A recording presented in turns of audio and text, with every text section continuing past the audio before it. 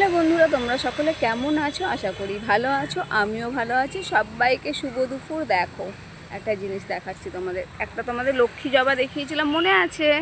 সেই লক্ষ্মী জবা এটা কিন্তু হচ্ছে, এটা পিঙ্কি পিঙ্কি। দেখো, এ মাঝে মাঝে ফুল দেয়, এ সবসময় দেয় না, কিন্তু অনেক অনেক কুড়ি এসছে, ফুল দেবে।